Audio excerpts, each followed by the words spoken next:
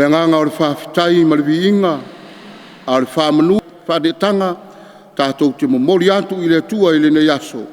Mo ana whamnianga mo oe Samoa, ai maisha le tātou puleanga, whafonga i le nei tūlao le aso.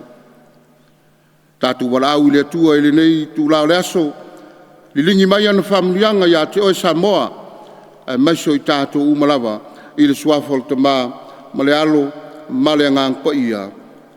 Amene. Yo tātou talo. Nganga pa ia e, a fio mai ai whātumu loto a wauna. Lilingi mai au whamlianga ia i mātou umalawa i le nei aso. A maiso le whaafonga si o mātou utunu o Samoa, a maiso le puleanga mai mātou uma. Mātou te balau i lau fio i le nei tūlao le aso. A fio mai a oi la mātou sauniga nei. Ina ia malie, ma matango fie i le silafanga a lau fio, a maiso le whaafonga o mātou tangata le alie. Whamanuia mai a i mātou le nei aso, a maiso lau upu o le a whapenao no mātou folafolaina. Ia alu ma le mana, a o se whiaua walo watunu. Le nāla mātou talo le lie o mātou wole mo mātou wala o tuai nei, ala atu ia keriso lo mātou wali i. Amene. Te o tātou vi atu i le tua i lona viinga. Ia fatasi le li ma o tou, ia fatasi o ia ma loua nganga. Fofolanga tala le leia le li, mai le vengelia pa ia mataio. Ia vi ia oe le li Yesu Keriso. Ma reko lona mtau pe lima, forfola mai foi upe luas fumaltasi, fa wau le fas fulmaltol.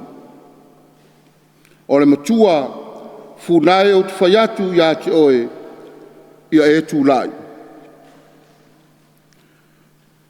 O toi fo iatu Yesu i le waa i le tasi tu, o na potpoto mai lea o le motu tangata e totele ia te ia, sa la talatane o ia i le vai. Fau te foi, o sau le tasi o e pule i le sunako, o ia iroro na ingoa. Wana iloa o ia, o na whapau ai lea i ia i ona vai. O ia matua ai o i mai fo i a te ia, o whapea mai. O le a oti nei lava si o wafini.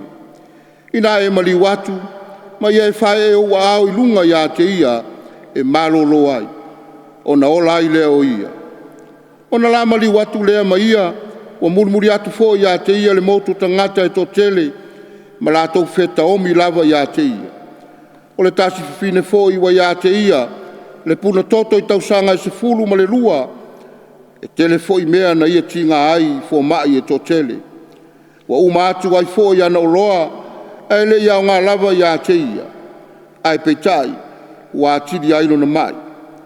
O whalongo ia i a Yesu, o na aluane lea o ia i tua, i tonu lava o le motu o tangata, o pai ane i lona ofu, a wawa whapea o ia.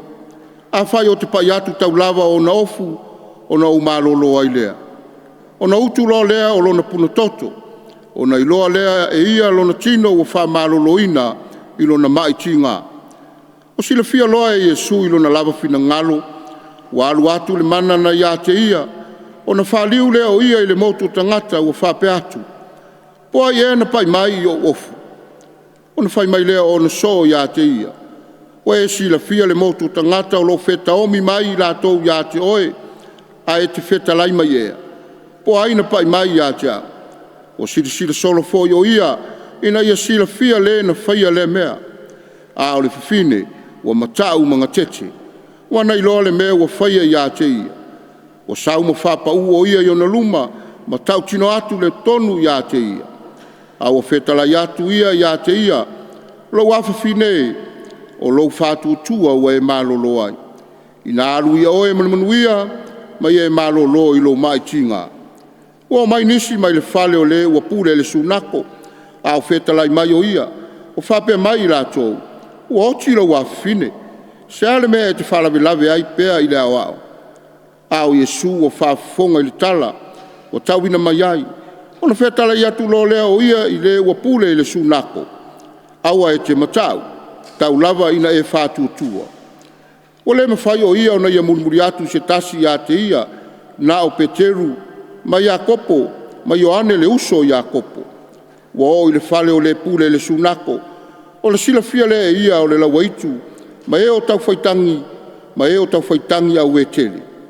Wa uru fale atu o ia na whape atu le ia te ilatou. Se ale mea o autou pisa o ai ma o autou whetangisi ai. E le oti le teine o na ona moe.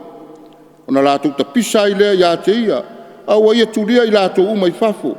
O na ave loa lea ia le tama ma le teine, a toa malona tina, ma e na o mai ma ia ua ulu atu foi le mea, wa ta oto ai le teine. O na tango ifo lea o ia i le lima o le teine, ma fetala i atu ia te ia. Ta rita kumi, o lona whamtalanga le nei, funae o te whaiatu ia te oia e tūlai. O na tūlai loa lea o ia, ma le teine o savali, a wā o se fulu ma le lua o na tausanga. O na songia lea o lātou mauli, o matuava wā o ia ia te lātou, ne i loa e se tasi lea mea. O matuava wā o atu o ia te lātou, ne i loa e se tasi lea mea. O fetala i atu foi, ia watua ia te ia, sina ana mea e ai. O le tala le lei a le lii, ia vi ia o ele li Yesu Keriso. O le whiau fola mo e Samoa, e meisi o le tātou puleanga mai tātou umalawa o whaafafonga mai le nei tū lao raso. Tātou whalongolongo ai le vangelia, au mai ai foi ai tātou se whamanatu, ao se whangufangu, ao se whiau. Tātou te toi tilo ai mo tātou wa mai i le lofa ma le anga le lei o le atua e le mawhai o na wesea mai tātou. Lea o tātou whalongolongo ai i le lofa leo le atua e ala mailo na alo Yesu Keriso i le whātinonga o na tiute o na whaiva ma o na whalofilima na fio mai ai i le lalolangi le nei. Fio mai whaora le tangata. Fio mai e sosoani le tangata o whapena o na tauau ina pau le angsala. E maisio mai ese pe o no tātou whanongolongo i ai le nei tai ao, ma le nei aso. Tele o tangata o whapena o na mamai lātou i mai o le tino. Pe o le tamaleu o le eise whamuimoe. Wa tauau ina oti lo nalo. Wa lei se te wha moi ai, wa wha noa. Ai wha maina wa wha longo o ia Yesu. O lena ia nau ai manu atu e ngani atu ia te ia, mo se wha malo longa o lonaro. E lei tali a aina e tātu ori. Sa wha pena o na whaia iai le ngā luenga Yesu o le wha malo lo. Ma ia whai atu i nātula ia. Avelo moenga wa e marolo. Whapena fo i le whapine. Whamei usifuru lua tau sanga o whengai male mai. Puna toto. Telefo mai wa ave iai o ia. Sa iri tonga fiti ai. Aya, leise tali. Telan tupe mana o loa. Sa whapena o na ave fo mai. Tau tonga fiti ai lo na mai. E le i malosi ai. Le vai wa whamai wa i loa Yesu. Wa ia whapenao na puru nau e luatu ia te ia. Mai tau lava o se pito le ofo Yesu. Sei pai atu ai na ia malolo ai. Ia sa whaatino fo Yesu. Sa wha malolo fo Yesu le nei mai. Sei au fo i le telo mau mai ese. Ma ngase wa reise wha moe. Sa sul whai atu ia Yesu. A sa whapenao na wha malolo ina i la tau. Nai ngai o le tua ma sa moa poto, e maise, tātou puleanga i le nei tu lao le aso. O se wha manatu le ia aua nei ngalo ia i tātou, o le alofa lea o le tua, tele ngase o lo whapenao na whia ngai ia i tātou. O le ngata i ngase o le tino, au ngase o le mafofau, ma le loto. Lo whapenao na maua i tātou. O lo tātou sa iri fofo solo, Mule ngata i fomai au taula sea Samoa. Lo sa iri ai le tangata isa ina ia maua se mapusanga. Ale, fetalai ma whamanatu mai le fomai o fomai, tātou te sulu iai. Whapenao nei whamaroloina I tātou. E ui arai le tele o maumai ma ngase whengai mai tātou. Ai ale ngase le ai. O te toi fia whamanatu ai a te o Samoa e maise I tātou. O lo whapenao na tātou sa ili solo. Ni fomai e maise o taula se fo ai tātou nei o tātou malolosi. Ai le ngase le ai le mawhai e se fomai au se taula se o nei fo vanga nā le tua. Le ale mai leo le angsala. Mai nao le mangalo I se tātou. O lo maua mai tātou. O tātou tau mawhai pēi nei e whapena. O nā ave ese le nei mai tātou. Ma le nei ngase ua pa u ai tātou. Tātou tiro whai mai ua au Samoa. E mai ua tumu Samoa I le tala le lei. Sao, tele maulotu ese. Ao mawhai nei lotu. O na vesea le nei ngase ma oe mau mai tātou uma. O le angasala. I le outu vale oti. Tātou tiro I atu nuu ma mau le tele o taua mamisa. E ua o mai a Samoa. Tinga ina nei leo. Tau sa ili. Tau tonga fiti. Sa ili se fo whapena. Ona sa ili e tangata o lo lātou whaia pēa. Le angasala I te tonu Samoa. Le ngase le nā. Whamanatu mai I tātou. E le aia se sina o Yesu. A e sulwhai a Yesu. Ma o tātou wantu I a Yesu. Ta talo iai mo tātou lotu atoa. O le are whai mai whea. E maa losi o le whiri ma le ti apolo e whaososo I tātou. Le ma whai o na malo. Tātou te malo losi. Pa a whai tātou te sulwhai lo tātou ori. Ia lela I ngai o le tua e meise Samoa. Potoma. Si o tātou o tunu, e meso le puleanga mai tātou umalawa. O le nārefe au mo I tātou le ne yaso. Whamanatu mai I tātou.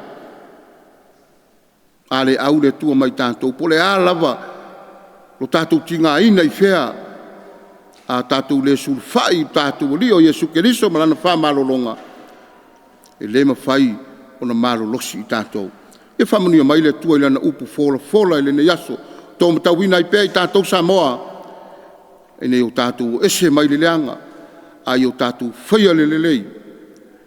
I whapenao no tātou sulwhai le tua. Na te whamalosina I tātou. Mai angasala e maise.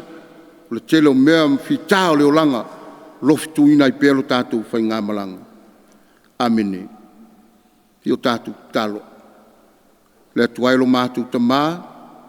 Ia mātou te whaftaia pēr oi lo wang le lei ma lo walofa. Mātou wa aia pēr I le aso ma le aso e ui lava. Ino mātou wa aia I le neila lo langi le telo fisuia inga. Telo fitena inga e maise taua ma misa. E maise fo I sio mātou o tunu nei le telo mau whawhitaudi. E mātou te iloa pēle atua e le mawhai o nei tūla fo ina ia I mātou. O le mātou te abatu ai le whawhtai tele I lau fio I le au noa. Ai maise, o le tele au whamunianga mau mea lofa, o lo whaalia I pelo wang le lei ai mātou e maise si o mātou ua tunu nei. Mātou talo le li e le ne yaso, le lingi mai au whamunianga I a Samoa. Ia o ngāra upo fola e mātou te whalongolongo ai, I ne ia whamanatu mai pe ia tei mātou. E le ia seisi, whapenao no mātou sulfa I ai. Taimi mātou te ngase ai ma mai ai. O nā o e lava o lo mātou o tua alofa. Le angasala o lo whapena. O no mātou whaia I le aso ma le aso. O nā o lau o fio lava. E te whamangalo ia I mātou. Whamanuia I lo watunu nei a mata mai maunga te tele se iao I maunga iti. I ai pe au whamanianga ma mana ia I mātou umalawa. Whamamao masi o mātou watunu nei ni mala whale nā tura. E meise. O ni mea whapena o na whapapole ina ai o mātou. A o mātou whola wai le nela rolangi le tūmau. O le nāla mātou talo le li o mātou wole mo mātou wala o tui nei. A lātou ia Keriso lo mātou wali I. Amene. I le suafo le tamā, ma le alo, ma le angang pa ia. Amene.